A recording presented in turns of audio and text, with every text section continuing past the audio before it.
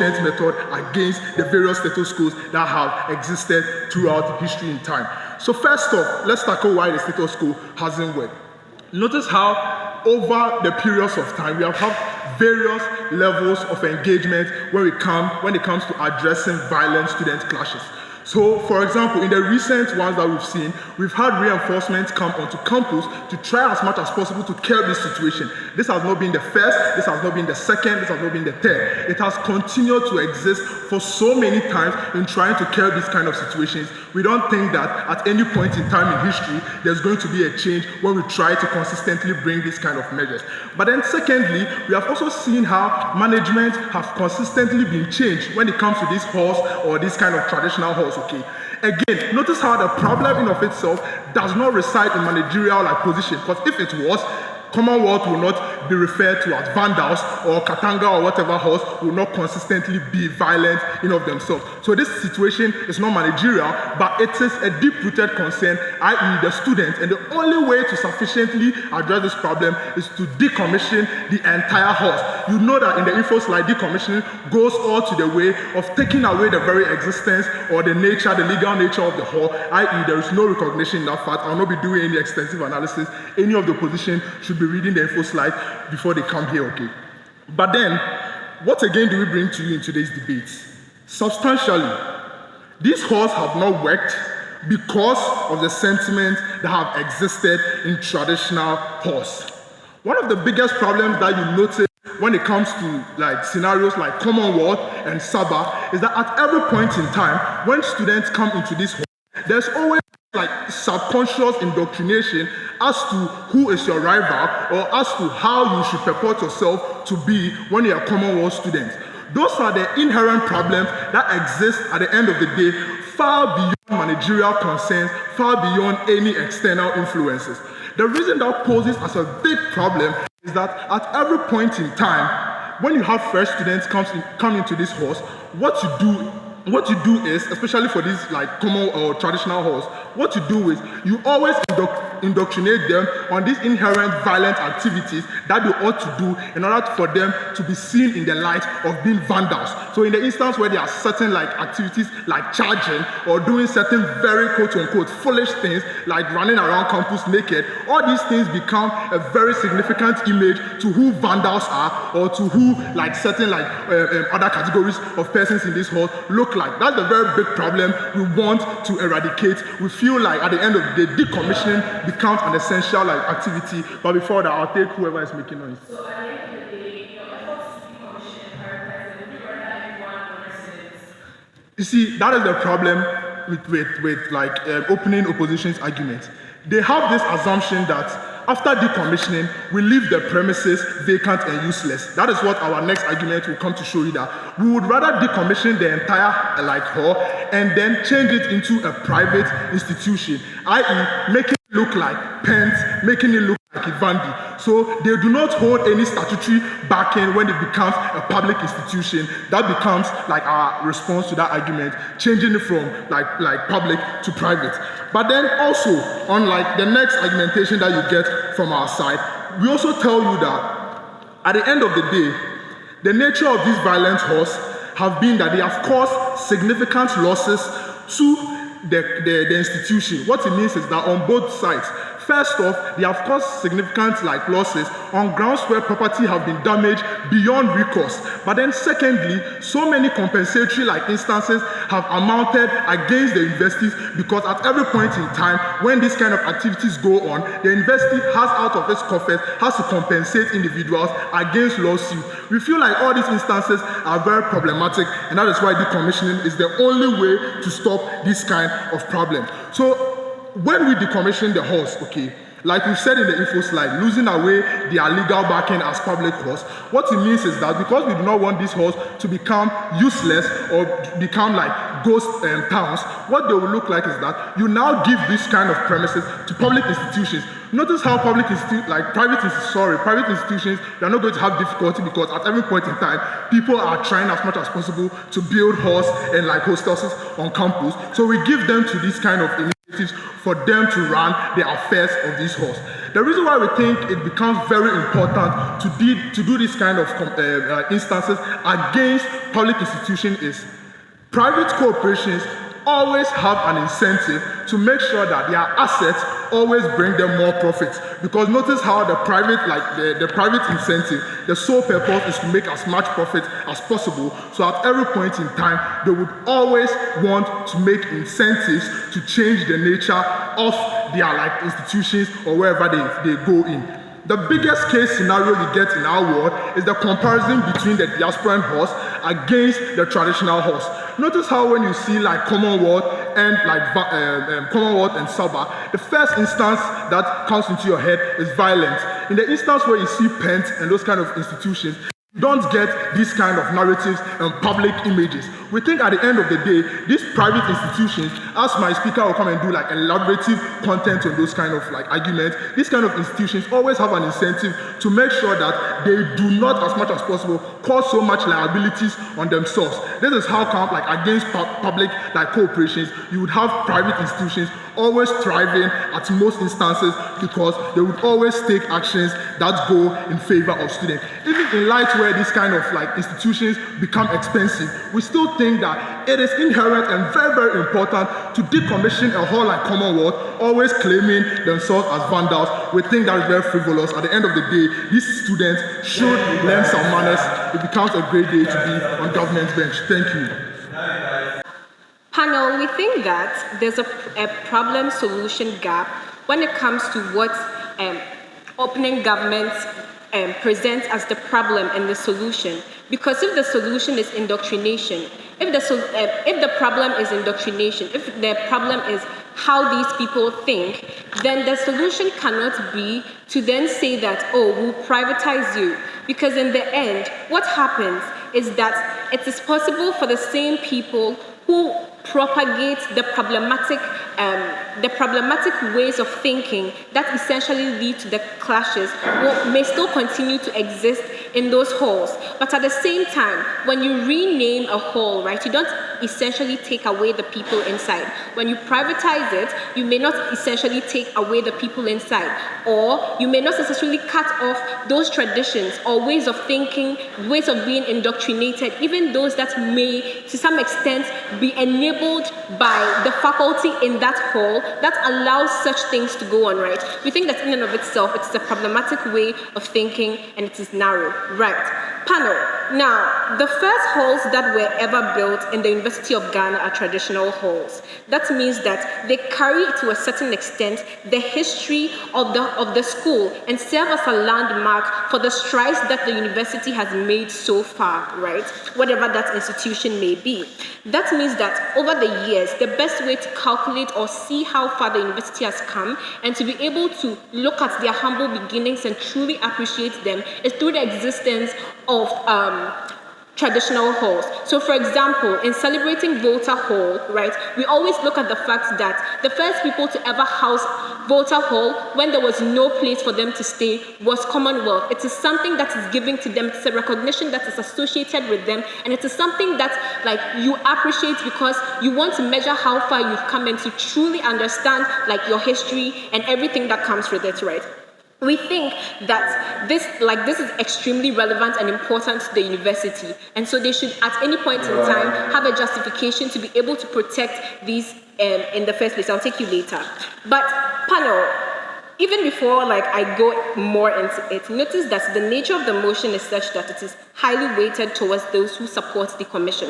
In spite of that, we will show you how the marginal benefits, especially those that tie into the objectives and the goals of all universities in Ghana, especially the ones that have these problematic halls that were mentioned in the motion, and show you how it is then important and imperative, one, to not rename them, two, to not strip their recognition, and three, to not privatize them. So panel, let's first look at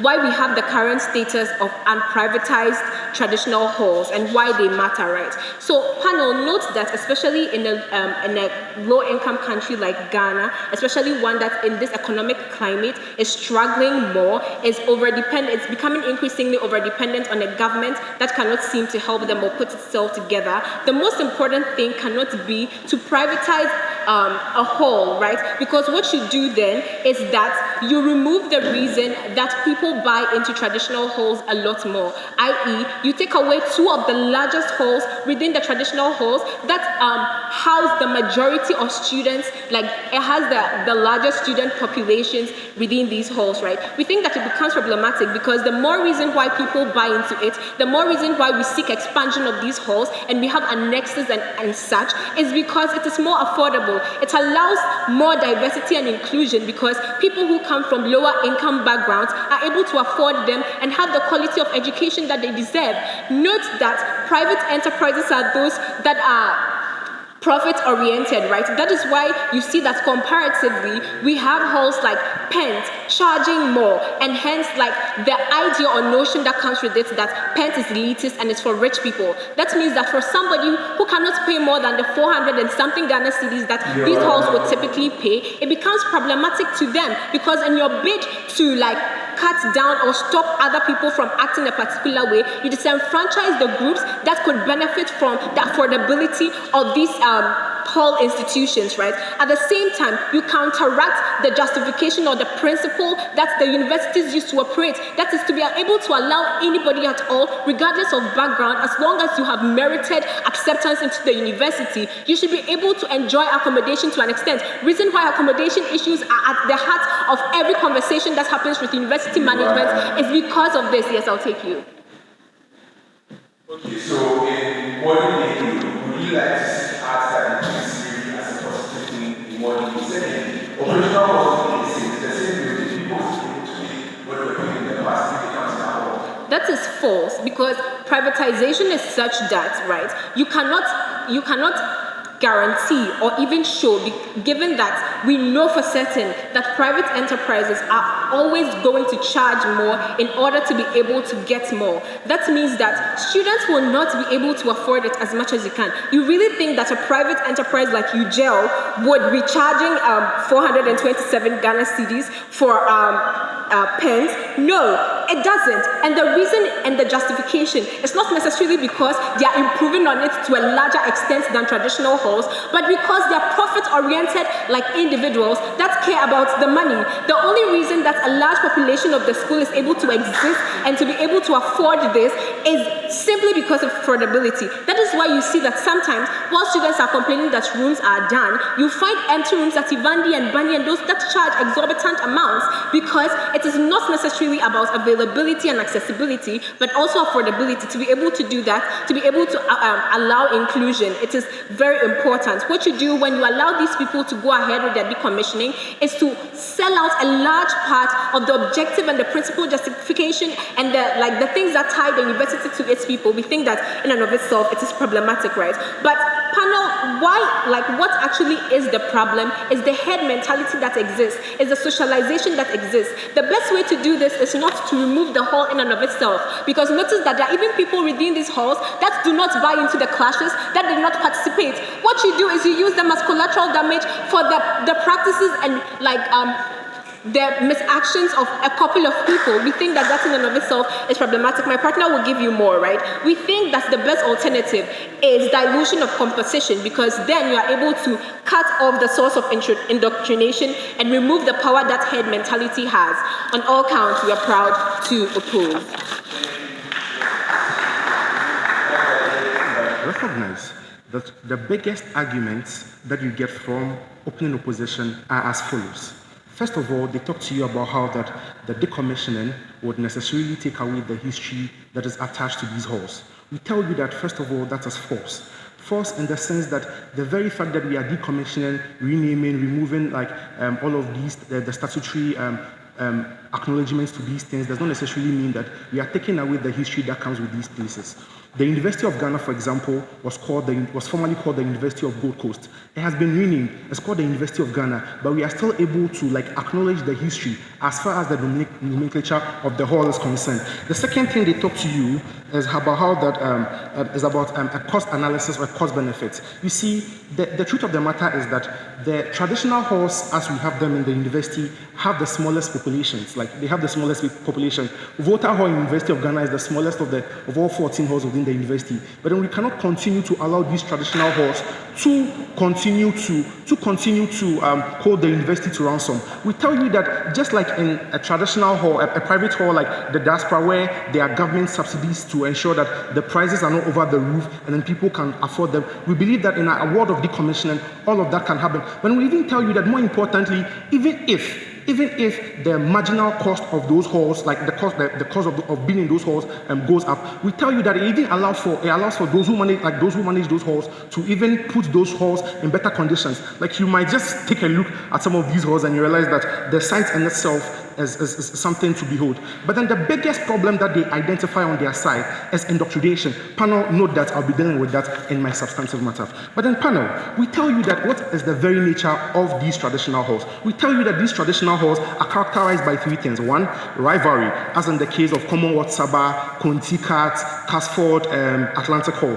Two, these halls are characterized by traditions, things like processions, chieftaincy institutions, around which these halls have built their identities, and then would want to, at every point in time, ensure that identity that is built for their hall thrives as the superior identity within the university community.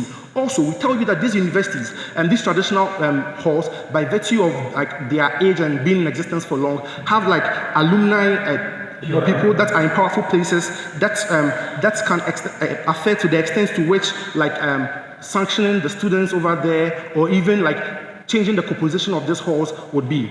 Panel, we tell you that the clashes that occurs from these traditional halls usually happens as a result of their trying to entrench the collective identity which they have built for themselves, and then trying to identify and entrench that identity as being superior to another identity.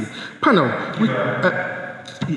yes. So all the elements you mentioned are common in every entity that tries to collect price. Even senior high schools, they can engage in fights. So we want to decommission, say, percent. See, the difference between Elizabeth Francis Say Hall and any of the traditional halls, like by virtue of my position, I wouldn't want to mention names, is that those, in Elizabeth Say Hall, where I'm from, we've not built a tradition around like an identity around violence and then using that identity to thrive. In some of these halls, like you meet somebody and then the person is being very rude to you, the person wants to attack you, etc., etc. The person tells you that, oh, maybe I'm a Viking, maybe I'm a Vandal, maybe I'm from Conti, I'm from Cat. We tell you that the traditions that exist within these halls actually allow like, it's not just even about the clashes, it's about the traditions that exist within this place that causes these things to thrive. We tell you that decommissioning these traditional halls deals with all of these things. We tell you that why is the decommissioning the best way to go? We tell you that student negotiations have failed. Myself as SRC Vice President, I've had several negotiations to bring like warring parties to the table so as to ensure that like we are able to have peace. It's failed now, it's failed in the past. We tell you that changing the compositions of the hall has also not worked. In other jurisdictions, we've changed the composition of the halls. So some of these halls used to be just single-sex halls, and then we've changed them to mixed halls. But then those violence has still persisted because the very elements that allow for clashes, the violent clashes to thrive have remained untouched, i.e. the traditions like going on procès, the chieftaincy institutions that exist within this place. The composition in Cat and Conti have changed, but then the tradition going on Friday, they have Jama, they do morale, they install new chiefs and all of those things. We tell you that these are things that are peculiar to these traditional halls, and then these are the reasons why these violent clashes occur. We tell you that the violent clashes exist because the identities of these halls have not changed. The traditions of morale, chieftaincies, etc. have still persisted. We tell you that the principal defense or the principal justification for the decommissioning of this hall is very simple. It's very simple. We believe that within the university community, we should not allow any sub-identity to thrive that would endanger the collective identity that we've built within the university. So the University of Ghana, for example, is a brand. But then as a result of these violent clashes pose a threat to the collective identity that we are building for the University of Ghana as a world-class research institute. When you go on the media now and you Google the University of Ghana, you would realize that you realize that some of the news articles that will be coming up like in recent time has to do with these clashes. We tell you that principally, any identity that exists within the university that challenges the predominant identity within the university is one that we cannot allow to thrive. We tell you that at the point where we decommission these halls, they cannot rally around the identity they've carved for themselves, the identity of being fellows, the identity of being continentals, the identity of being vandals. And then we tell you that is where the primary problem stems from. We tell you that even currently, they have a lot of practice that allow for them to continue on their rampage and then allow for the violence to thrive, i.e. the traditions, the traditions and all of those things that argue in that exist over there. Panel, what we offered you is a principal justification as to why the decommissioning is the best thing to do, especially in the face where every single alternative that we have tried has not worked. We've tried decommissioning, we've tried changing the compositions, we've tried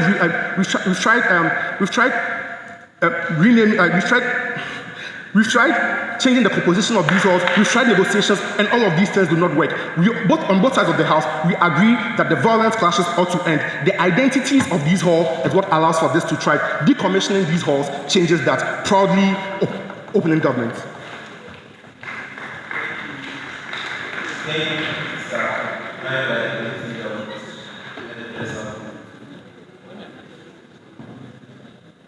One. So, panel, understand that OG largely misses the real contention in today's debate because they say identity is the problem, but they refuse to acknowledge that identity is only established through things like indoctrination, through things like socialization. And the second fallacy they say is, you know what, everything has been done, but at the end of the day, there's still problems. We don't think that all solutions have been exhausted, which is what we present to you from side OO. But what do we think is the most important thing within today's debate? Is that we think the team that wins today's debate is the one that provides a solution that does not worsen the situation, first of all, or does not impact the entire university community badly. And which side does that is OO. Because OG's world is really very idealistic, is that, you know what, once you remove the identity, all solutions would be present, and all students would have the ability to afford accommodation because, you know what, we can still cap how much people pay because people pay to be within diaspora. Panel, let's understand a couple of things that happen within status quo and why that's a problem. Note that when residential portals are open, the quickest ones to get filled are usually the traditional halls. The question then is why? This is usually because of things like affordability. So in as much as wisdom can come and say that, oh, people can still afford diaspora, it is because at the end of the day, we still don't cater for the people that usually matter. It is not you and I who can afford to pay for 2 in a room in Pent, or you and I who can afford to be in diaspora that really matter, that the university always seeks to make provision for. Note that the university currently is giving 1 free laptop to needy students because we recognize that they are part of the society that we need to cater for. What their side of the world is to say that everybody is fine and we can afford to put some people at the detriment of others. We don't think that is the best solution. For opening opposition, we tell you that we can still solve the problem and still protect the people that really matter. We can afford to give people affordable and quality education without threatening the kind of situation that they enjoy within society. So like we've already agreed, one of the biggest problems within these halls is things like indoctrination of long-standing rivalries. Understand that the tradition that wisdom tells you exists within these spaces and why it's problematic. If you ask someone why they have a problem with Sarbah if they are from Vandal, majority of these people don't even know why, because it is just something that has been told to them that at the end of the day, we are still just fighting with Sarbah and we just don't like them or we have a rivalry with them. Because most of these things have been indoctrinated within them and they pick it up just as it is.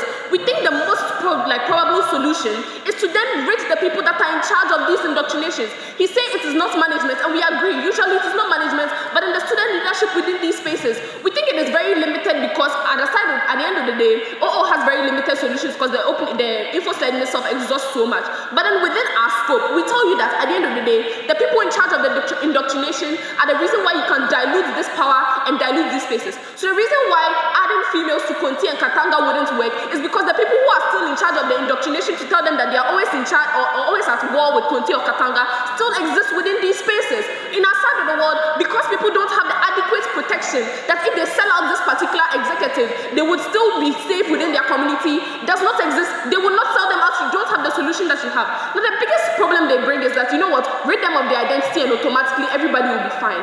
They refuse to acknowledge or admonish the fact that at the end of the day, people still build identities on things that concern them. He says that, you know what, University of Gold Coast was changed to University of Ghana, but people admonish the fact that they were still part of University of Ghana because it was still University of Gold Coast. They don't provide how that solution would exist, because just because we change Commonwealth to a name like Diaspora, or to a name like say, people automatically have no identity to it, because he himself tells you that University of Gold Coast and University of Ghana still have the same history and are still tied to each other. On our side of the world, what we tell you is that at the end of the day, because you are removing the people that are essentially in charge of the kind of indoctrination that exists within these spaces, you minimize that kind of identity issues that exist. 5 minutes, I'm coming.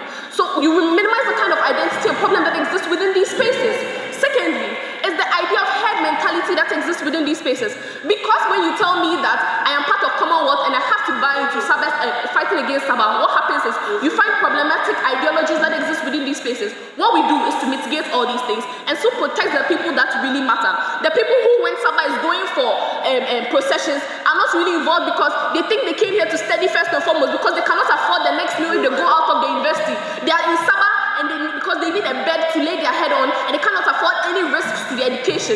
On the other side of the world, they render all these people unimportant. They do not cater for them. They think they are the most important factor, because regardless, the people who don't really care, who can afford this kind of like chances or can afford to put their name on the line, would always have a solution. The people that don't have a solution are the people that we think that are most important within today's debate. If I continue, closing comments. So the point is the indoctrination is directly tied to the environment. So let's just say that people came from the houses for the environment, and this is what the existence of Fattaw was asking. So, like we say, note how most of the traditions within Commonwealth are kept within a closed circuit. So not every single member of these spaces usually are privy to those kind of information. The solution is pretty simple. The people that manage and regulate these traditions are the people that need to be ripped off. We don't need to ensure that every single person who is there to benefit from the affordable accommodation that exists within these spaces has to suffer the consequences. That is the simple thing. At the end of the day, because you and I are not really privy to that information, we do not be the backbone of the indoctrination that exists within these spaces. Even if it's the worst case scenario, we still mitigate it, and at the end of the day, we reap the benefits long term, and we think that is the best alternative. The real questions we have to ask then are, what are the solutions that have been given in the past, and if they have been enough or existed at all? In the past, investigations have been thrown out the window to people and further entrenching the feeling of invincibility within status quo. So the idea is that they can do whatever they want and still exist within these spaces. There are poor security personnel, there are inadequate protection for the people that can give you the information that protects these people or that better saves the solution. Panel, we think that facilities that need to then remove these problematic narratives are what we have been given to you, and how the absence of these people need to protect better solutions within these spaces. Panel, we then offer a better solution to what happens within these spaces. Panel notes that the nature of this privatization is such in a way that at the end of the day, we need to protect them, we need to cater for them, and they need to be catered for. All the things that have been previously done to limit and curb, we cannot simply just jump into decommissioning with the consequences on these students and counteract with the university's principles of accessibility and inclusion. We can do all these things and above dilute the current composition within these halls in such a way that we remove these chiefs, priests, and leaders that exist within these halls, who are the backbone of the kind of indoctrination that causes the problem within society.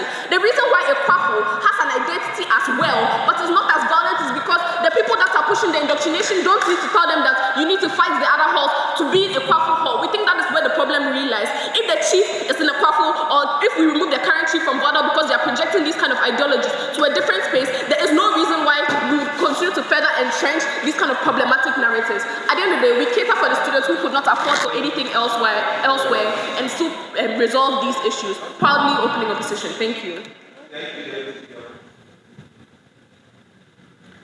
Panel, the entire opposition bench is the side that says that because climate change is expensive, we shouldn't try to save the environment. At best, what their side says is that in spite of the destruction to property and the loss of lives, individuals that suffer the consequence of this particular radicalization, we shouldn't be concerned about the effects that this has. We have three extensions from closing government. Firstly, why this creates a bad narrative in terms of response towards problem solutions, especially within the university campus, and why that transcends to the rest of the community, and why that's particularly bad. But secondly, why this is therefore more likely to destroy the image of the university, and why we should be concerned about that. And thirdly, why this therefore creates a perception of non-power or inability to be able to contain the actions within the university, which is something that the university institution should not allow to exist. First extension, therefore, on the narrative of response, especially as students. The very idea that as a university committee or as part of a specific hall within a particular university, especially when there are actions that you oppose, i.e. actions that are being endorsed by authority, or ideas that you as a university community or you as a community of people who live in a specific hall oppose, that whenever you oppose these particular ideas, the response to these particular ideas that you oppose should be violence and should be radicalization, but like opposition that is not in itself something that is formal. The reason why this is problematic is in three key respects. Firstly, because in the vast majority of instances, it creates the perception that there's no other alternative to be able to cause most of the change that can actually be gained as a consequence of your opposition to these particular ideas.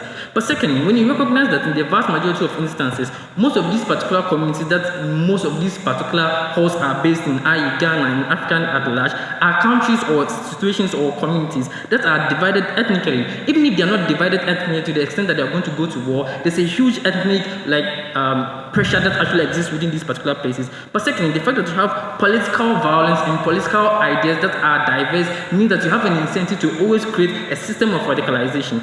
What this therefore leads to is three key impacts that are really important.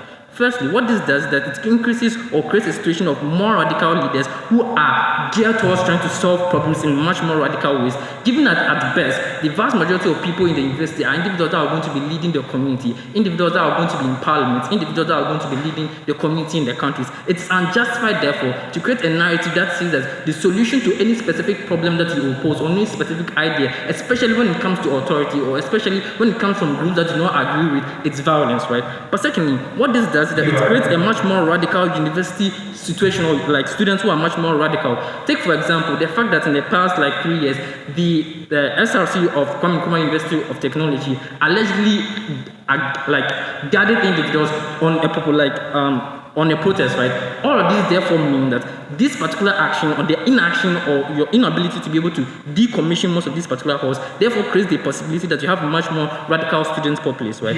But thirdly, the vast majority of individuals that actually see most of these particular actions is something that is in itself problematic. A large majority of senior high school students are more likely to be able to look at these particular ideas and see the idea that, especially as an individual, I want to be seen as a vandal, I want to be seen as a cat boy. What this particularly means that the radicalization is not something that is only limited to the university campus. Given the extent of the publicity, given the extent of the euphoria that comes with being someone who is a boy or someone who is opposed to other individuals' ideas, and the only way to be able to create solutions is to oppose them, we think this is something that is problematic, first in terms of the scope. But secondly, why is this something that is going to work? Because the entirety of the opposition bench actually assume that this is not something that is going to work. It's going to work for two key reasons. Firstly, given that most of these particular halls themselves are going to be threatened as a consequence of this particular decommission. Take for example the fact that there are names and history that is tied with these particular names are going to be taken away. What this means is two things. Firstly, it means that you create a scenario where the university management or hall management are more likely to be stringent in terms of the punishment because they recognize that their very identity is being stripped away as a consequence of their actions of their own members, right? But secondly, what this means that the individuals, for example, the GCR committee and staff within these particular halls are going to be much more intensive in the types of sessions that actually exist in the status quo. The reason why we are likely to create any scenario of change in any alternative that these guys argue is because individuals, for example, like the GCR, have an incentive not to want to pull out their own members to the university community. The fact that at this particular point in time, their very existence is being threatened, therefore means that this is going to work. But secondly, the reason why this is again going to work is because you're actually stemming the flow of the radicalization. We have already asked you in a POI, the fact that the idea is that this particular radicalization exists as a consequence of the very existence of these particular halls and the community that they create around these particular halls, which means that the radicalization is not only limited to one specific individual. The fact that you ascribe yourself as a vandal therefore means that you're more likely to see yourself as someone who's opposed to individuals in the Mensah Sarbah hall, which therefore means that even if your JCR president does not actually tell you to go and harm other students, the fact that you're a vandal and the fact that you ascribe yourself as that therefore means that you're more likely to be able to do so. Thirdly, and this is something that's crucially important, what this particular policy does is that it puts power in the hands of the authorities. Why is this something that is important and no team in the have actually talks about it? This is important because given the extent of these particular harms, given the fact that it has been happening over and over again, it means that in the vast majority of instances, the university community has not had the ability and the power to be able to hold these individuals to account. You've not been able to hold most of these individuals to account, and this is something that is bad. The ability to give power to university authorities, therefore it's crucially important. Yes. You cannot sit here and say that there are those solutions that we can see when the perspective management have not enough to create the classes about that. Why do you jump to the most extreme ones that have the associated? No, this can't be the most extreme one because you guys haven't actually proven why the other alternative that we argue are going to work. Especially when the alternative that you point out is that we should take out the chiefs of these individuals. We've already argued to you why chiefs, JCR members are unlikely to be the individuals, but the very tradition and the very essence of these halls is what necessarily allows for this radicalization to exist. Your ability to take this away therefore means you stem the flow of this particular radicalization and you justify or justify the suffering of these particular individuals as a consequence of this particular radicalization. Lastly, why the idea of power in the hands of the university is important. Because as university individuals, we exist under a central authority, especially when you recognize that this particular central authority dictates what is good and what is right within the university campus. If you create a narrative that a small sect of individuals, students who are supposed to be submissive to university authority, and who in instances when they do not agree to university authorities, they can actually use formal means to be able to create change. You create a narrative that these formal channels are unjustified and they are not going to solve the problem as soon as possible. If you create a narrative, therefore, that the only way to be able to create change is fast and the only way to be able to create change is through the destruction of property, you create a much more radical society, you create a much more reduced power of the university authority. For all of these reasons, we are incredibly proud to propose. The biggest issue you get with government's case is that they misconstrue what the traditions of these halls look like and what that identity itself looks like, right? We see that, first of all, these students are not like indoctrinating others to be violent because the identity is not around that of violence. The identity is that around that of shared values like brotherhood and standing up for each other. That then means that the problems that we have with violence are individuals who will go to the extremities to defend those values. And in fact, not at all like all the students that exist within these halls. Case in point, how like Fattaw is also a member of Commonwealth, but he doesn't go around beating people up, right? Now, what will you be getting from me in today's debate? First of all, 3 things from me in terms of our substantive matter. First, on the purpose of these traditional halls and the impact of why it is good to preserve them. Secondly, the efficacy that government brings and why that's problematic. And then thirdly, the alternative and why that stands. And then finally responses, right? So first of all, what do you get from us on purpose? We think that beyond simply coming to school to learn, right? As part of the human experience, being able to form a community is something that is important. And that is particularly unique to traditional halls because as even wisdom comes to say, right? Places like the diaspora don't have that solid form of community because they don't have the same values of brotherhood or the same values of being together as these traditional halls have built over several decades because they are the ones that have been longest in existence, right? But then aside that, right, we also have other benefits, right, like the good stuff, right? Because we say that in as much as the violence is something that is problematic, you still get other things like academic excellence, like the leadership drive that exists within the students and the ability to be with each other, right? But then additionally, when you see these rallies against things that concern students, you often see these traditional halls at the forefront of seeking redress for students as a whole because of, again, that idea of brotherhood, that idea of collectivism, something that exists particularly for traditional halls. Again, how wisdom says you don't see those things in the diaspora because of how decentralized it is, right? But then the impact of this is twofold, right? First of all, we think that because these traditional halls have a long history that they built up, what it means is that when you decommission these halls, what you do is you disengage the alumni community, right? And we think that that is particularly important for a school because of a couple of reasons. One, these individuals are prominent, which means that as they go out, they uphold the image of the school, and because of their ties, particularly to those halls, they are more likely or more incentivized to want to even come and support the school in the first place with things like opportunities, finances, resources, and even legally, right? We think that those are things that you don't get simply from being in any hall, but a hall that is steeped within culture, and that is something that is important. But then secondly, we think that the fundamental justification stands that you cannot strip people of their identity, right? Or something that forms a part of their identity and that community, particularly when there's an alternative. Now, second thing, right? I've spoken to you about the purpose of these halls and why it's still important and the impact of decommissioning, right? But then the second thing is on efficacy. A couple of things. First of all, like we've all agreed that, or the opposition bench agrees that it's a problem-solution mismatch. Why? And this is also something that you get from Fattaw, because they are ignoring the larger issue at hand.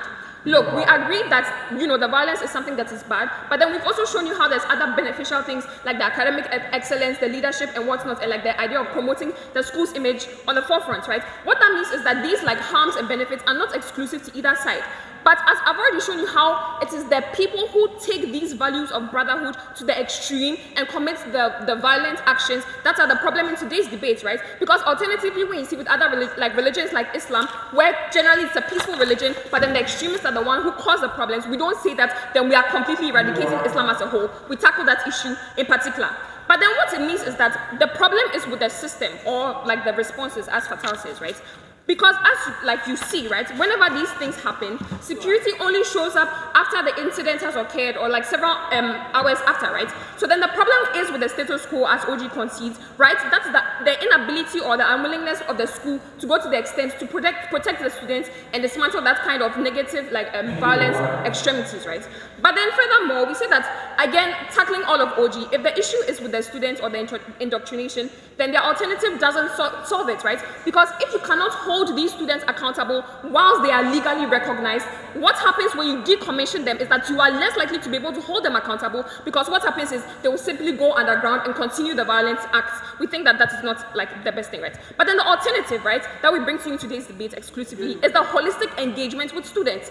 It looks like a couple of things, right? First of all, implementing stringent policies like all-round security, like that is, in fact, security is just for the general well-being of the entire community, the school community, right? But then also enforcing school laws. But then secondly, we also think that improving education or the mindset of the individuals within these halls is something that is more likely to be effective and bring long-term solvency, right? Because that then looks like, one, first of all, holding them accountable for the harms that they cause. So if they're destroying property, you hold the students accountable, make them pay, make them face state law, rather than simply letting the school pay off any lawsuits, right? But then we think that this impact, right, uniquely from an alternative, is one that brings long-term solvency, because at a point where you engage the students to transform their mindset to one where they understand that in as much as they are trying to uphold these values of brotherhood, they should not be going to the extremities of committing violent acts. We think that is something that is more likely to bring long-term sustainability, because there's choice in place, and once that is settled, we think that is something that will solve the problem without the negative repercussions. But then uniquely from us, what you get is that we mechanize to you this alternative, how it will work. We show you the impact of dismantling or decommissioning these schools, and we think that at the end of the day, ours is a world that exists. But then something from closing, right? Tackling CG, what they bring. We think that, again, with power, the power will always lie in the hands of the school, because whichever side is taking the action, whether government or op, the power will still come from the institution. We don't think that that's something that's exclusive. But then on efficacy, we say that best exists in our world because the students will already feel the pressure of being accountable for their actions. Again, case in point, the example that I gave of you having to pay for the property that you destroy, or having to face state law. We think that efficacy is still something that exists. Again, on radicalism and then the narrative, we don't think that the counter view of that narrative is that, one, the school wants to uphold things like peace, student engagement, and most importantly, their ability to transform minds. We think that enabling them to do so, transforming these students' minds, is one that is true to the ideology of the institution as a whole, and one that is a better response, rather than shutting down opposition, particularly when they concede that it could also exist in other instances. And I don't think that decommissioning every single hall in the school is the best solution to go. Proud to propose. In proposition, explaining to you why this particular decommissioning has to happen at all costs. A couple of things in extension to what Fattaw tells you on the nature of this particular issue. Recognize that at the end of the day, right, this particular issue is so huge because it can end up taking advantage of existing issues and tensions in the state currently, right? Recognize how these particular groups could possibly be weaponized by political parties or even be used to strengthen existing ethnic tensions, right? What this means is that in most instances, the peace that we talk about concerning Ghana, saying that Ghana is a peaceful place, is largely undermined by the existence of violent militias that consistently terrorize the existence of the schools that give them the identity to begin with. Recognize that all the cases that you get from closing opposition in these debates about how you can't take away someone's identity. Well, I'm not sure if I can't take away your identity insofar as your very existence is dependent on my existence. insofar as I'm able to prove to you that their identity and their culture threatens the existence of the University of Ghana, which precedes them, it is important that we don't give them that particular identity. I'll take you later. Here's why we win over opening government. Opening government case can be summarized into two broad things. They first say that, there are two main issues. These particular people are rowdy, they cause a lot of problems, and at the end of the day, they cause the university to spend a lot of money. Here's the way up. Insofar as we are able to show you that this particular issue and conflict goes beyond the university boundaries, insofar as at the end of the day, the very existence of these particular groups suggests that we are creating a future where leaders or a future where individuals who are going to hold important positions or are just going to be citizens are consistently being told that the only way to consistently respond to issues that you don't agree with, or the only way to respond to things that you are not really happy about, is violence. We are creating a country that is not going to be livable, and a country where people are going to suffer, and a country where there will be absolutely no peace. In order for us to be able to live, we have won the debate. Recognize that the ability for us to have peace and stability is one of the most important things that make a state like a place where you can live in. All the things like social change, economic change, whatever change comes as a result of the fact that you have a peaceful environment for you to be able to operate in to begin with. That is why we win over opening government in this particular debate. Moving on to opening opposition in this debate. So what do they argue? They first say that there are history books that these particular halls are in, and these particular halls have history that we don't have to take away. I'm not quite sure why this is exclusive. Voter hall does not need to exist. Sorry, voter hall is not even a great example. The debates about Commonwealth, etc. Commonwealth does not need to exist for us to be able to remember Commonwealth or to be able to talk about it. It is not exclusive. It is not a case that wins this debate.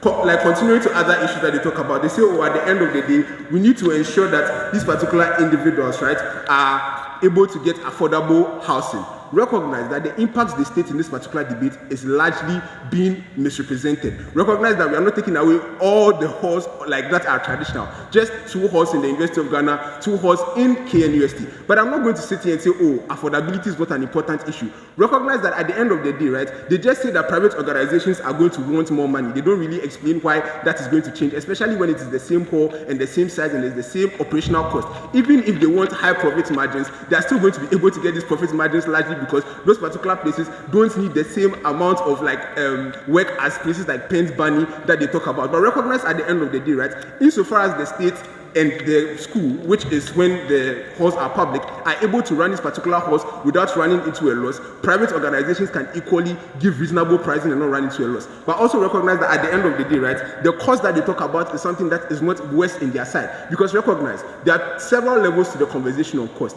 Insofar as the state and the school consistently has to spend on fixing the damages that the particular halls cost, that means that in most instances, we are actually spending more money keeping this halls alive, because at the end of the day, even if people are paying very little money to go into these particular halls, the university is going to spend so much money fixing cars like they had to do in KNUST after the recent class. Opening opposition.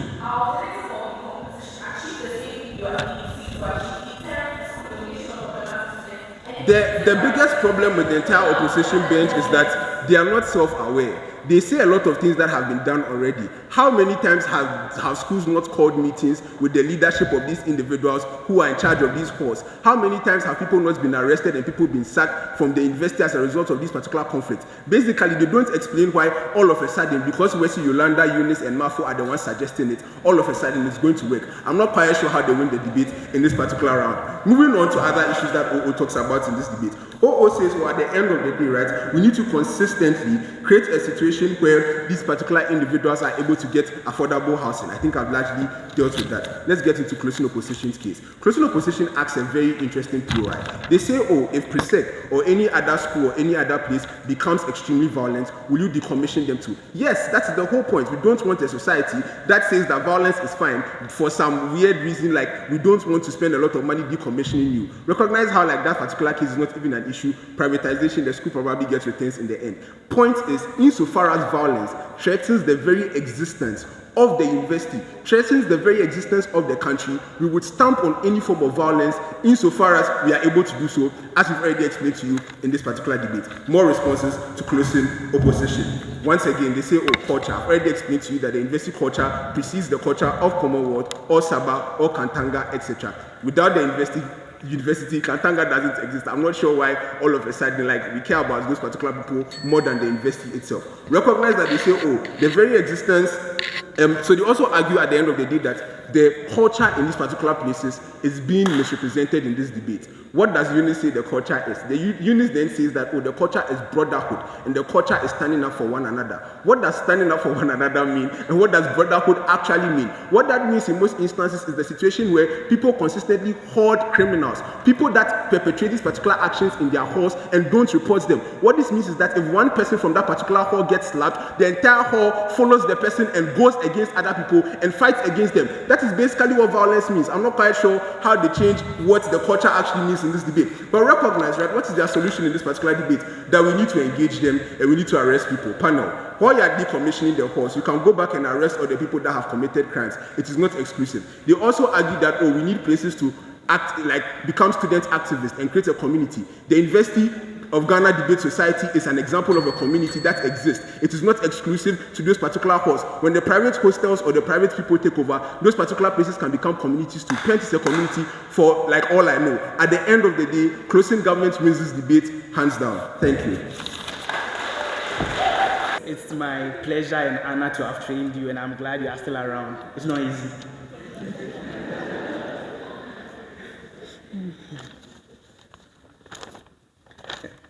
A minute. Okay.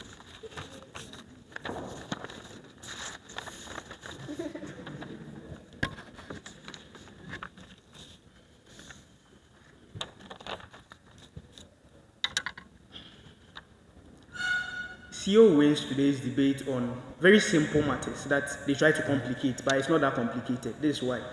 This is what government should have done. Identify a problem. And the problem they identify is violence, not the identity of a people. So if you are able to show you that the identity in Commonwealth Hall, in Katanga, in Conti, is not an identity on an indoctrination of violence, but violence is a mere extremity, we win. And there's a way to get that extremity and mitigate it without attacking the violence, we win. But secondly, the solution of decommission. I've already started with that by showing that, first of all, once the problem is not that the way of indoctrination is one of violence, but a mere extremity, it is unjustified to tackle or take away that whole identity, especially when that is not the main problem. But secondly, OO has already told you that this has to be the last solution.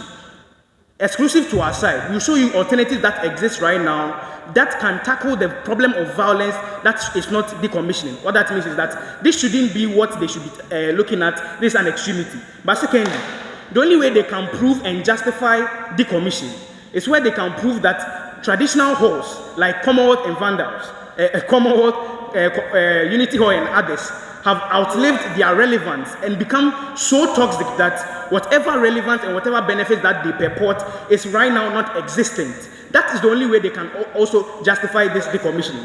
But we win on the next ground, like Eunice tells you, on efficacy. Even if you assume that this solution would work to prevent things like violence, the likely consequence that is likely to result from this is something that Eunice tells you, that because you remove or strip them of all formal recognition, there is no way to hold them accountable. What that means is that they become things like secret cult, because you don't take away that culture. You don't take away that culture in totality. What you do is that you've removed their formal recognition. What that means is that the tradition in Commonwealth becomes something like a secret occult, because right now they are not formally recognized, so they go underground. But I get more on that in my extensions. But on clarity from what Eunice brought you, first of all, the argument in principle that they should have justified is why there is a problem with identity. Once we've shown you instances where the problem with collectivizing, the problem with unionizing is one that, even if in the extreme instance may breed things like violent tendencies, it doesn't justify the attack on identity. That is why even if Presec or Ogasco engages in a fight with Boche in Interco, you do not declassify the whole school or decommission the whole school, but you put in place measures to ensure that the students do not have that opportunity to engage in violence in the first place.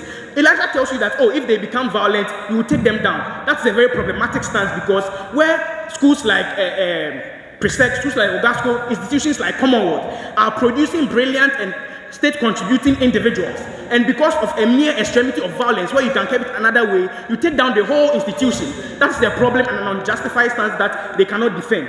But secondly, things like brotherhood, things like identity, things like the doctrine of excellence and competition, which are things that are inherent in the culture of these halls. These things exist, that is undisputed. But what that means is that there is no official endorsement or no formal endorsement of these institutions of the violence that they are purported to engage in. That is why the institutions like the Commonwealth Hall Council will come out to condemn the violence that's perpetrated. That means that inherent in the culture of these people, they are not for violence. That is why even if you engage in a fight in Commonwealth Hall, they pwn you. This analysis is to show that the impact of today's debate cannot be that the problem is with the identity because the identity is one of violence. To the fact that we've shown to you that the identity is not one of violence but a mere extremity. The same reason why you won't decommission Islam because of institutions like ISIS is the same principle that you can base on to decommission Commonwealth Hall because some members of Commonwealth Hall engage in violence. But secondly, in principle, of people with certain identity and why that's not a problem, we've already dealt with that. But on extension on efficacy and why in our world it is better, like Eunice tells you, let's even assume that they engage in this decommissioning and in the end, they clear out all vandals and they clear out all Unity Hall members. What that means is that the info slide clearly states that you rape them of all formal recognition. Things like their recognition at vandals, things like Commonwealth Hall, you rename them and all those things. But inherent in that culture, what that means is that they have a culture of having a chief, they have a culture of doing certain things. You don't eradicate that because what you've done now is just take away their formal recognition. Where that culture has been built over years of tradition and years of indulgence and engagement, it is not easy that you tell me that when you take away their formal recognition, you break down that culture or that inherent tradition. What that means is that the most likely thing is that they go underground and they become informal or unrecognized. It means that in an instance in status quo where the management is able to hold the management of Commonwealth Hall to account for certain clashes, you won't have them in their world because now they don't exist formally. Especially when we show you that the tendency for them to even engage in that extremity will be maximized because of the kind of harsh backlash they will have against these kind of policies. But secondly, on why this is more of a problem and why that can't win them today's debate, especially where they are viable alternatives. But before that, yes. Okay, so the problem here is that the motion already tells you that there's a direct connection of violence with these particular groups. Consistently, they have been violent. Panel. Nobody is saying that people from Commonwealth Hall have not been engaging in violence. What we are saying right now is that violence is not what they preach there. For them to be able to justify and win this motion, they have to show why, if violence is what they preach there, everybody in that community would have turned out to be violent. I don't see Fattaw coming to punch him because we are on opposite side or we are competing for the same trophy. But he's a vandal. That doesn't mean that I should decommission everybody. The point is, violence is an extremity of the kind of things that they preach in those instances. It doesn't mean that is what they preach, especially where they have their institutions that are noted for high academic performance, and those kind of things. But on our exclusive contribution on viable alternatives and why this tackles the problems better and exclusive from our opening opposition. The reason why these people are able to engage in violence, or some people from these these institutions are able to engage in violence, is because there exists an atmosphere on campus where they're able to engage in these things in the first place. Remember, security only came to campus after the clash. What that means that if there was high security presence before the clash, or even ordinary security presence, the violence wouldn't have gone on for that long. What that means that alternative actually exists. So, in as much as this alternative exclusively exists from our end, it gives no justification for completely decommissioning these, especially when we show you that they have well-entrenched traditions that are actually in line with the ideals of the university management. Proud to oppose and win from CEO. Here, and I've already recognized, we also have in our midst Mrs. Emilia J. Mensah, who is the registrar of the University of Ghana. And so, Mrs. Emilia J. Mensah, can we please see you and acknowledge your presence? Thank you so much for joining us, ma'am.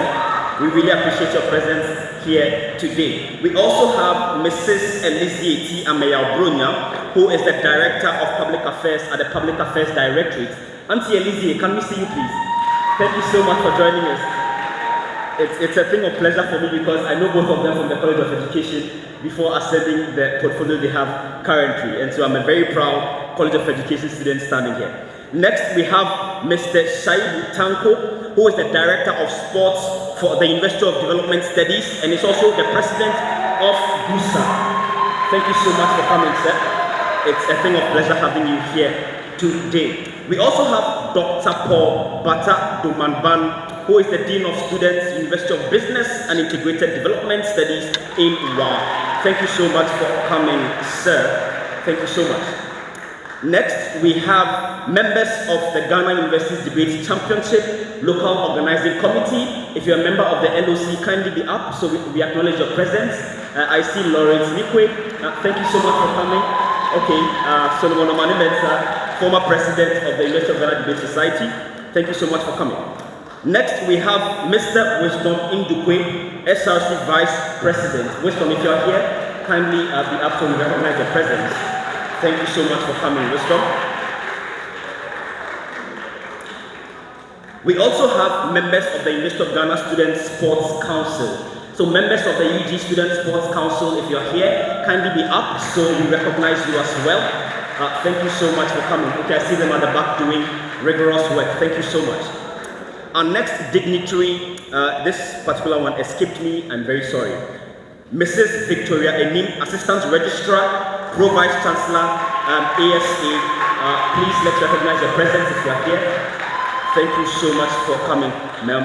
And lastly, the host of this wonderful event, none other but the Director of Sports, Dr. Bella Bello Pitu. Sir, please let's recognize your presence. Thank you so much for coming. We love you, sir. Thank you so much for making debate a wonderful activity on the University of Ghana campus. So as a former student of the University of Ghana and by extension the former vice president of the UGDS, I have attended 4 Ghana University Debate Championships as has happened in the past, and I can tell you it's a very wonderful experience for those of you who still want to participate, but more so, it's a wonderful experience for us here in the University of Ghana since we are about hosting the event. And so given this, debate or tertiary debate really was, but good for us, we're going to witness that in our lifetime, and this is something I'm highly looking forward to. Still acknowledging some dignitaries in our midst, we have the Dean of Student Affairs of the University of Health and Allied Sciences, Judith Anum. Ma'am, please, if you're here, let us, Dr. Judith Anum, my mistake. Dr. Judith Anum, Dean of Students of UHAS. We also have the Director of Finance for the University of Ghana, Mrs. Bernice Abdul. Thank you so much for joining us, ma'am. We also have some students from one tertiary institution and one second cycle institution. From the second cycle institution, we have students from the Presbyterian Boys Secondary School with us. Present Boys, thank you so much for coming. And we also have from the Accra Technical University Debate Society, some members seated there on your left. Thank you so much for coming and joining us. Moving straight to the activity for today, which is the launch, we'll be having an address on the purpose of gathering by the Director of Sports. So with a resounding round of applause, let's welcome Dr. Bella Bello Bitugu to come and give us the address, a welcome address on the purpose for gathering today. We have the floor, sir. The registrar, directors, deans, heads of departments, invited guests, students and student leaders, the media, old students, ladies and gentlemen. I stand here today in the next few minutes for and on behalf of the Vice Chancellor of the University of Ghana to announce to you why we have invited you and to express our gratitude, in fact, profound gratitude for your presence here, despite your very tight schedules. I am especially happy because other universities have for the first time joined us to celebrate the creme de la creme debate activity on the campus of University of Ghana. I am also happy to even appreciate that some of the universities who have joined us today are less than 1 year old, if you like. And we are so happy. That is the spirit. Thank you very much. Good afternoon and welcome. I would also like to appreciate the Sports Management Committee, its members, the Sports Advisory Board, its members, both present and past, and people I call the friends of the University of Ghana Sports Directorate. I would like to mention that a few people keep asking why the Sports Directorate and why debate. It is very simple. University of Ghana, as the usual pace setter, some years back, even before I assumed responsibility of my post at the university here, realized that debate society and its activities is assuming such a dimension up to the world level that it needs a certain structure to be governed. And so, realizing the fact that the University of Ghana Sports Directorate is in charge of sports and competitions, the debate society should come under the Sports Directorate. I am happy to observe that being the pace setter, the University of Ghana has been replicated in other sister universities. Thank you very much. I would first of all like to explain to you why we are here today. It is very simple. You all know it, but in the typical hypocrisy of the African culture, we are here, you have come. We have actually invited you because we would like to launch the Ghana Universities Debate Championship competition, which we are hosting. We realized that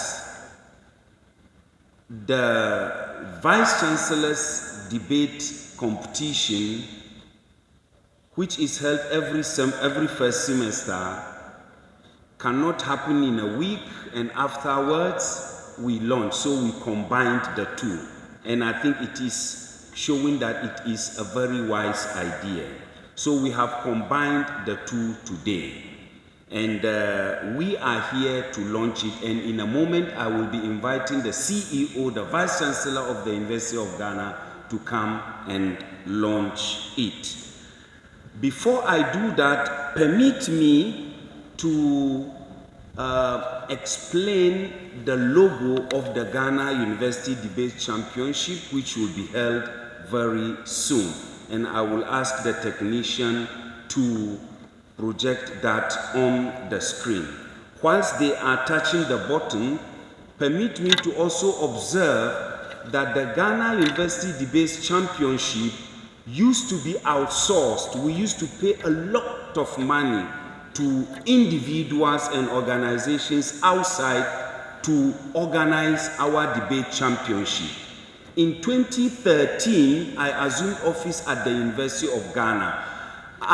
We were supposed to join the competition and also travel to the University of Calabar for the African Debate Championship. And I was asked to request money from my finance director to pay for the organization of the debate. I said, no, it will not be paid and it will not be requested, because that will cast a slur on the abilities and the very existence of the University of Ghana. If we produce individuals, the human resource to manage and to govern, why do we give people outside and pay them big monies to run our organizations? And that gave birth to Ghana University Debate Championship, and University of Ghana, for that matter, hosted the first one. We are very proud to observe that. Ladies and gentlemen, if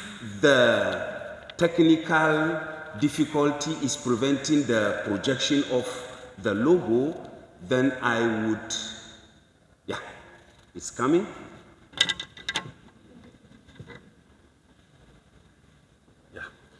So the logo will be coming. As you can see, the podium with two microphones, draped in the university scholars signifies the importance of discourse and the benefits which come from engaging one another while appreciating the position and the perspective of the other. Then comes the pathway with footsteps leading up a hill. This encapsulates the journey which debate through the competition has embarked on across the nation, in fact, the continent, no, actually the globe, impacting and transforming lives along its way while growing with each new edition. The footsteps, colored with the colors of Ghana flag, symbolize the manner in which this journey and growth of debate has been a journey of developing young Ghanaian minds, what I often refer to as the silent and patient investment. The University of Ghana Tower finally symbolizes the great return of the competition, Ghana University Debate Championship, to its home, to its base, to its birthplace, the hill of learning. And permit me, for those who speak Ga, I will try that in Ga, the hill of learning.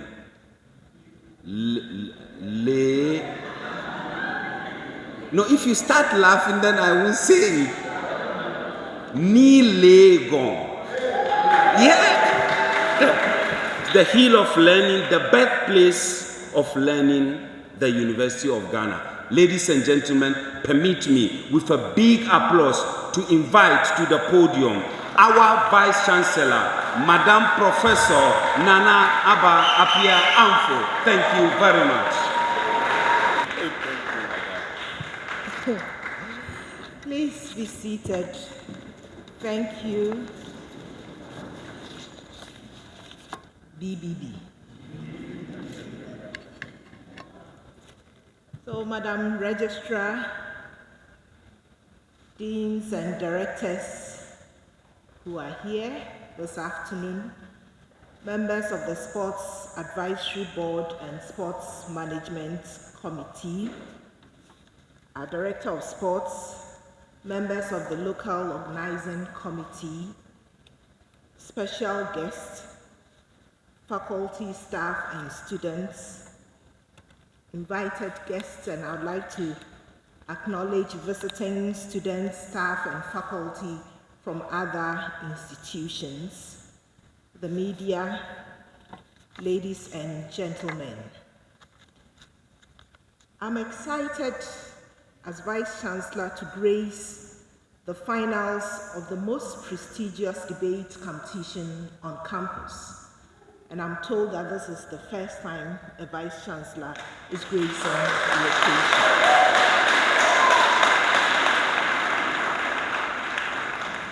And I recognize my senior management members who are here with me, the Registrar, Director of Public Affairs, Director of Finance. I was getting jittery when the MC wasn't acknowledging the Director of Finance.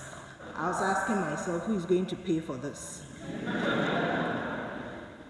Well, the Vice Chancellor's Debate Championship is what we are here for today, and also to launch the 8th edition of the Ghana University's Debate Championship. And this is coming at a time when the University of Ghana is celebrating its 75th anniversary. We're going to have the launch. As some of you may be aware, we're going to have the launch of the 75th anniversary on Wednesday, 31st August at 10 a.m. right here in the Great Hall. And so if you didn't realize, that is your invitation right there. So the Ghana University's Debate Championship was first initiated by the University of Ghana 8 years ago in 2014. and it has traveled across the various universities and regions and finally found its way back home to the premier university. Ladies and gentlemen, the idea of debate and intellectual discourse is one that has existed for several years and survived through the ages. It has helped shape leaders and contributed to the development of nations by being the breeding ground of the conceptualization of solutions to many of the issues that we face at one point in time or the other in our lives, whether as individuals, citizens, or as a collective. Today's motion, we would all say, is very apt. The decommissioning of traditional halls of residence that are involved in violent student clashes. I don't know who is going to win, but I took copious notes, and hopefully the discourse that we had should inform the decisions that we make as management of this university.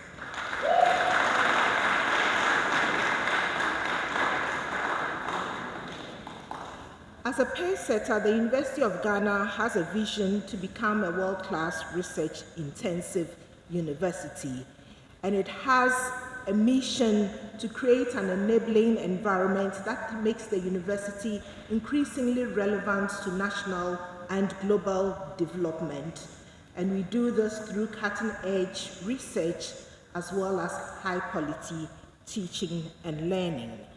And as Vice-Chancellor, I also have a goal for the university to train students who are critical thinkers, who are technologically adept, who are humane, who are culturally sensitive, and ready to provide leadership for the country and the continent. And I believe that the Debate Society provides the avenue for us to train such graduates. Now, in this regard, we aim as a university to churn out well-rounded students through fostering the growth of structured and intentional debate to unearth and train students to think, explore, and be critical analysts. And we've seen that right here this afternoon.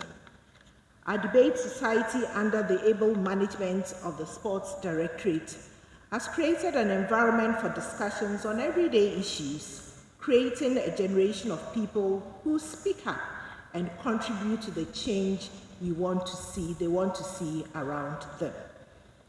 Ladies and gentlemen, through debate, the university has interacted with several other world-class tertiary institutions on some of the most prestigious stages around the world, chalking many successes and laurels.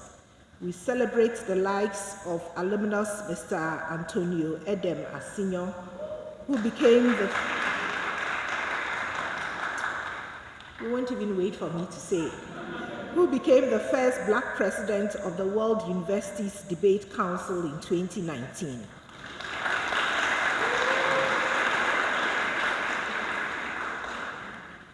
Messieurs Jeremiah Kobisechi and Kweku Aprekum Ejapon. They won the World Public Speaking Trophies in 2019, hosted by University of Cape Town in South Africa, and 2020, hosted by Assumption University, Bangkok, Thailand, respectively.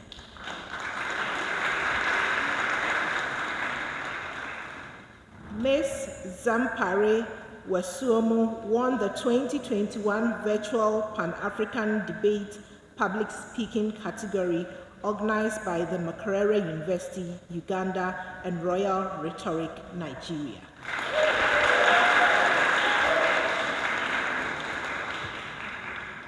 And I'm proud to say that the first trophy I received as Vice-Chancellor of this university in 2021 was the 2021 Ghana Universities Debate Championship held at the University of Energy and Natural Resources in Seoul.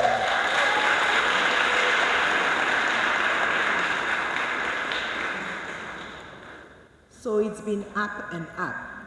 These laurels are evidence of the grit, integrity, and consistency with which the art of debate has been managed here at the University of Ghana. Ladies and gentlemen, our greatest achievements, without a doubt, remain the more intangible ones, the lives we have impacted and transformed, and the leaders we have raised over the years. I'm excited at the prospects this holds for students who are yet to enroll in our university and join the UG Debate Society. I believe that the young men who are here this evening, they've already decided where they are going to.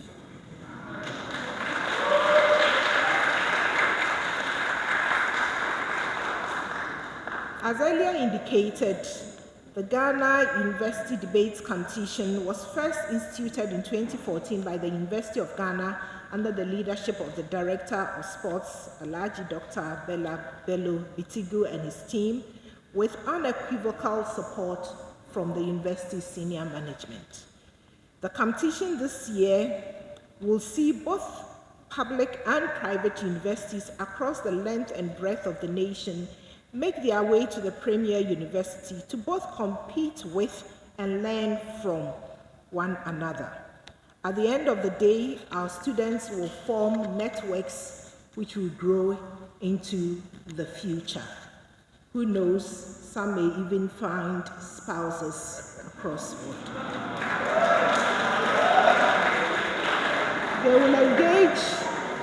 They will engage one another on topics of relevance at local and international levels. The theme for this year's Ghana University's Debating Championship is Thinking Global, Acting Local, Celebrating Excellence while Shaping the Future.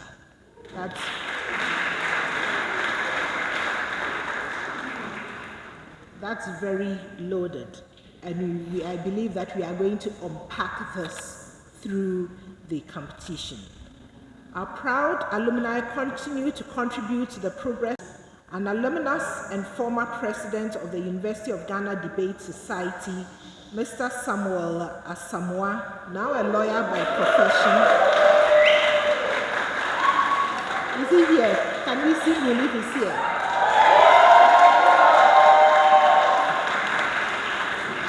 So he designed the logo for the 2022 Ghana University's Debate Championship.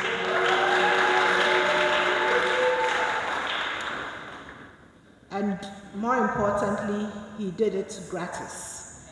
We are very proud of you and we appreciate you, Mr. Asamoah.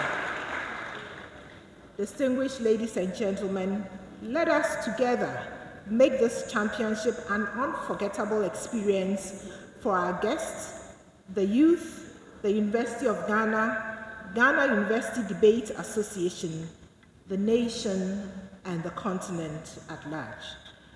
On this note, I hereby declare the 8th edition of the Ghana University's Debate Championship, Wagbejeke 2020, duly launched.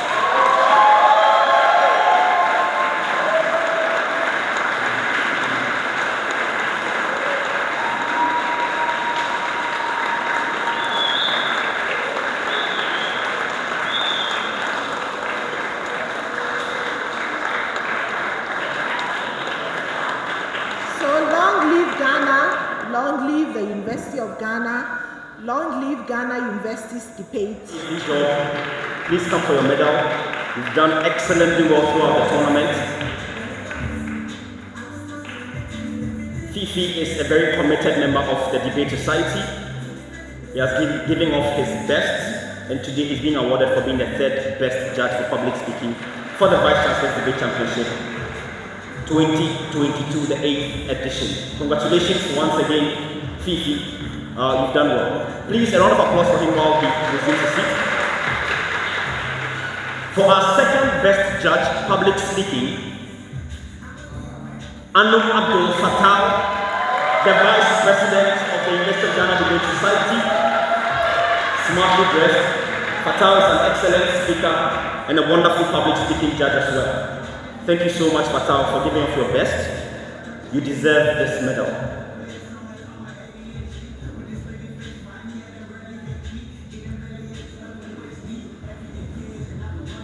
Congratulations once again, Abdul, Fattaw, Anum. You've churned out excellent adjudication rounds, and we hope you continue that streak. So our best judge for public speaking, and we'll be inviting Dr. Bata Domanban to award that for us. Dr. Paul Bata Domanban. I hope I got the name right, sir. Thank you.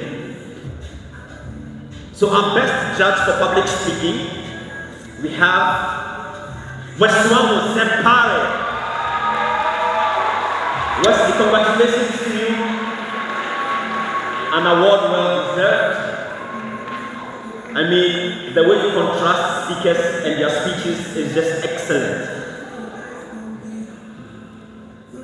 In the debate society, this is how we grow. This is how we develop ourselves. Congratulations, Wesley. One more time for her. Please put your hands together.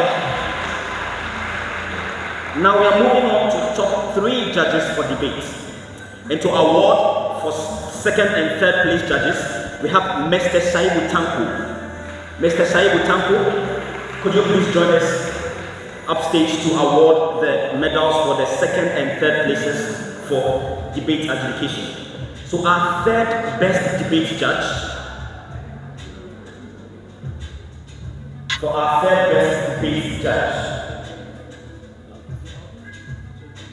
Fifi Kobia Mensah again. Fifi, this is a double for you. Congratulations. Fifi Kobia Mensah, our third best debate judge for VCDC 2022.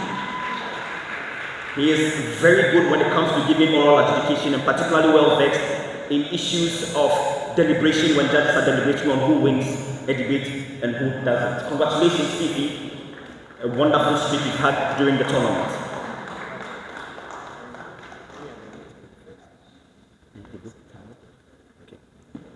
So we are going to be having our second best judge debate for the tournament, and unfortunately that wouldn't be projected.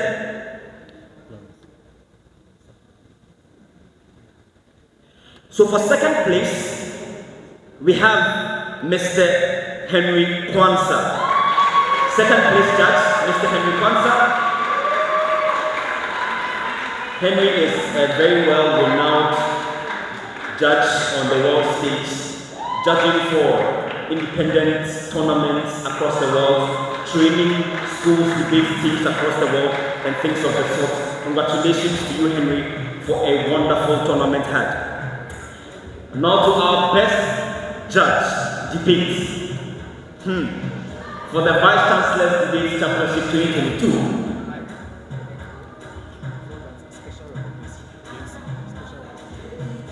And for this, we will be inviting Dr. Judith Anum, the Dean of Students for the University of Health and Allied Resources. I hope. Allied Sciences. Who never make mistake? Raise your hands and let me see.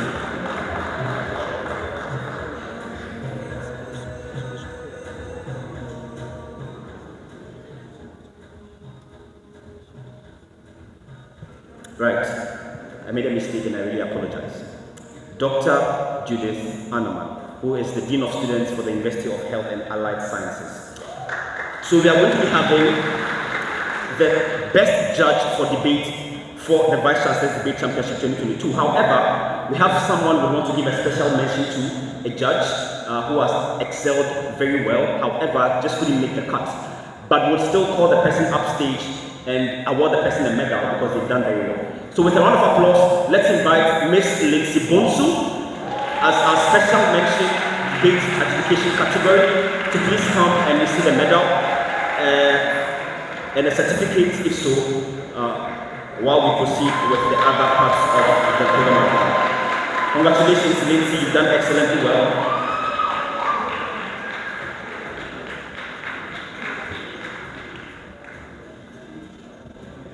A wonderful judge at that.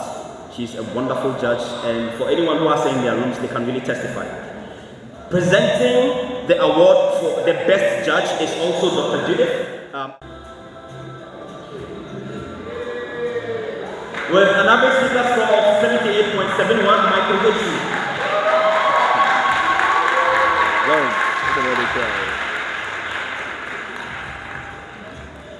Congratulations, Michael.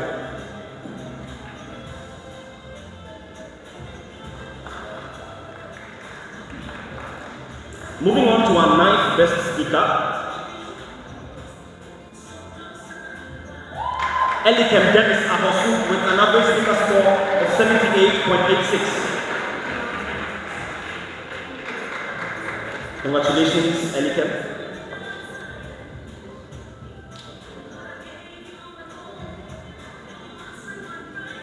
Then to the next speaker on the bill,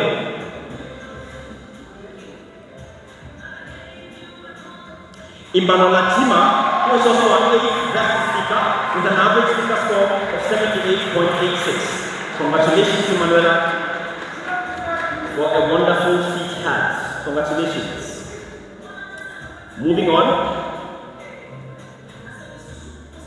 As 7th best speaker, we have Calem Darko with an average speaker score of 77.43. Congratulations, Calem. The judges felt you were a wonderful speaker throughout the duration of the tournament.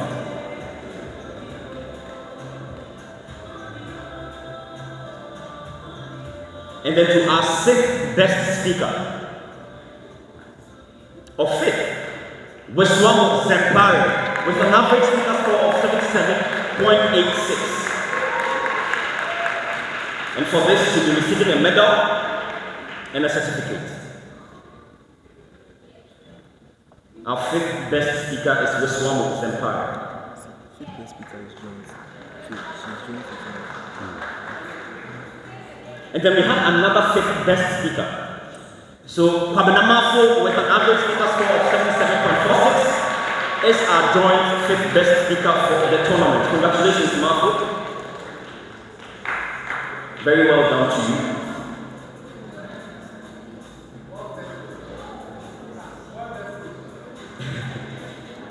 Congratulations, Marco. He's a very clinical speaker and one who knows how to maneuver his way around cases.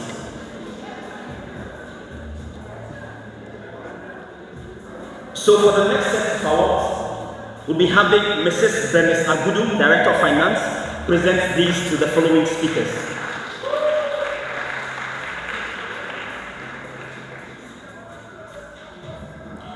So for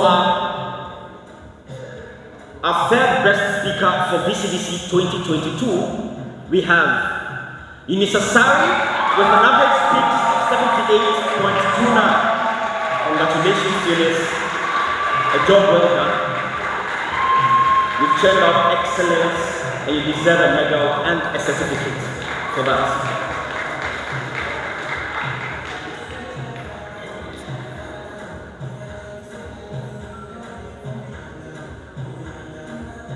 Congratulations, Eunice. Moving on to our 2nd best speaker. Wisdom Indukwe with an average speech of 78.42. He doubles as the Vice President of the University of Ghana SRC and a very committed member of the University of Ghana Debate Society. The UGDS produces the best student leaders. Hallelujah. Congratulations, Wisdom.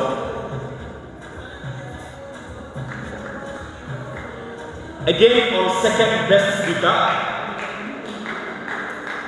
it's none other but Elisha Owusu with an average speech of 78.46. He is the president of the University of Ghana Debate Society and one who is seeking another term to lead the Debate Society from glory to glory. Congratulations, Elisha. He also doubles as last year's winner of this prestigious tournament. So congratulations, Elisha, you've done very well. Now to our best speaker for VCDC 2022. It is none other but Abdul Anum Fattaw with an average speech of 80.20. Hope I'm saying right. Congratulations, Abdul Fattaw. He is the Vice President of the University of Ghana Debate Society a wonderful speaker at that. Congratulations, Fattaw, for a wonderful streak of debates had throughout the duration of this tournament. Thank you very much, madam, for your time. Please, a round of applause for her while she resumes her seat. Now we are going to have our top 3 public speakers. So we are awarding for 3rd place, 2nd place, and the champion of public speaking for VCDC 2022. And for that, we'll invite the core adjudication panel for public speaking to please come up stage and announce to us who these 3 individuals are for us to acknowledge them in that regard. And presenting the award for the 2nd and 3rd place, we would invite the Director of Public Affairs, Mrs. Elisha to please come and present the award to the 2nd and 3rd places for public speaking category.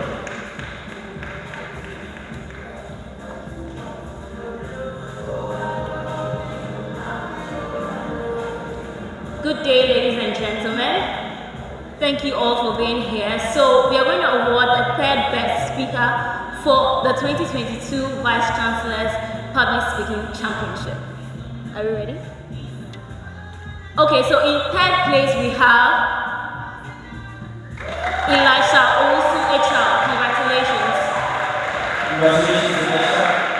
The president of the Wesoamo is showing us that example. Sweeping away of the medals, 10 the other people was police to aspire for.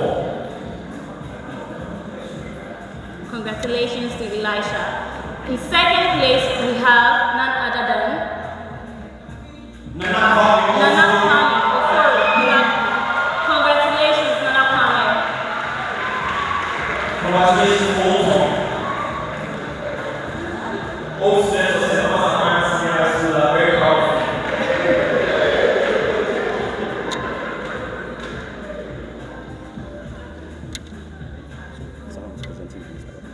So to present the award for the champion, thank you very much for your time. To present the award for the champion of public speaking is the registrar of the University of Ghana, Mrs. Mensah, who is going to present the trophy to the champion of public speaking for VCDC 2022. Please a round of applause for her. So our champion for this year's edition is Emanuela Jima. Congratulations.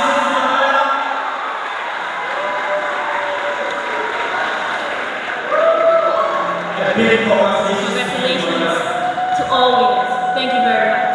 Thank you very much.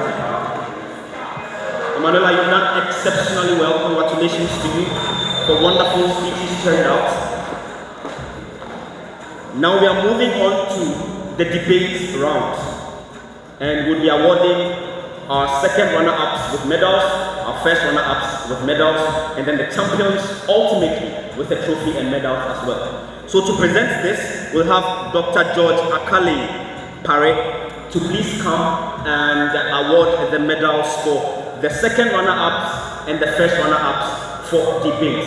Dr. George Akale Pare, if you are here, kindly come up stage.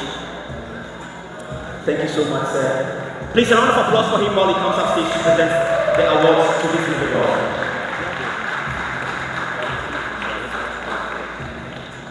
So to present the award, we're going to call this core adjudication panel for debate to do us the honors of announcing who the 2nd runner-ups and 1st runner-ups for debates are. CAP.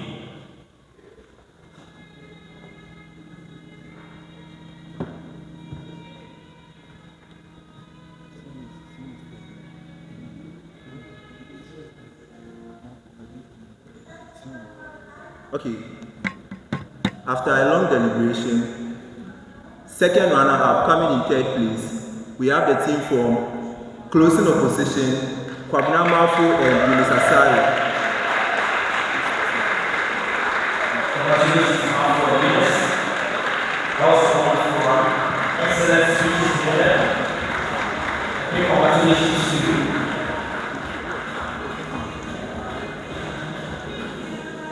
Thank you so much for hosting this tournament with your wonderful speeches.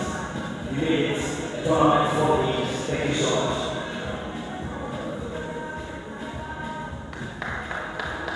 Congratulations once again, Willis and Marco. Please, a round of applause for them. It's not easy, trust me. It's a lot of work to reach this time. Congratulations. In second place, on a 4-2-1 split, we have team opening opposition. What Fattaw could have been Yolanda, Kwadey, and Wesoamo Zempare. Congratulations to Yolanda and Zempare. Congratulations to our wonderful ladies who created this Commonwealth with so much genius. Congratulations to you.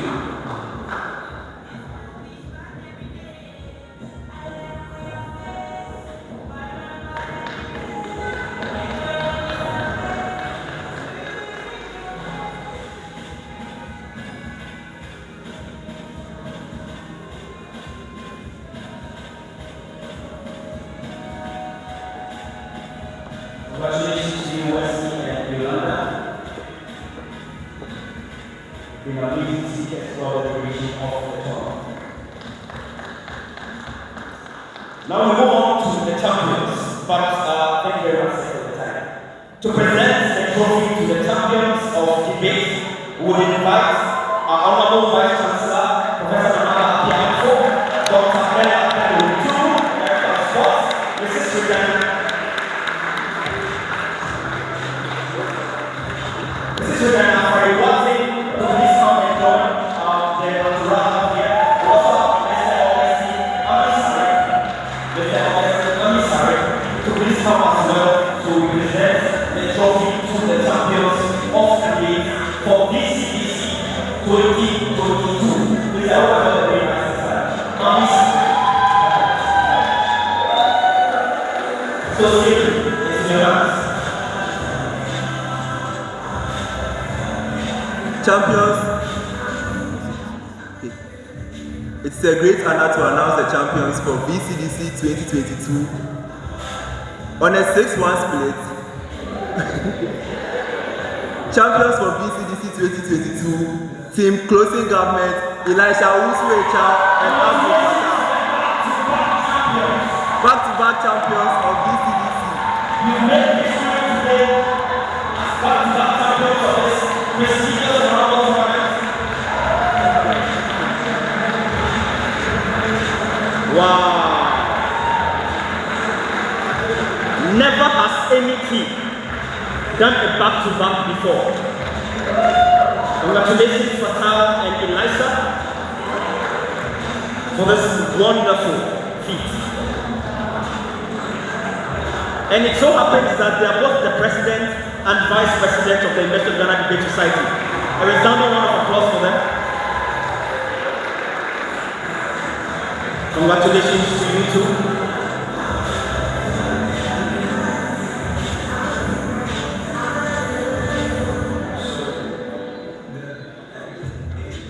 Congratulations, Elisha and Fattaw. Wow, that's a beautiful trophy. Very well done to you, Elisha and Fattaw.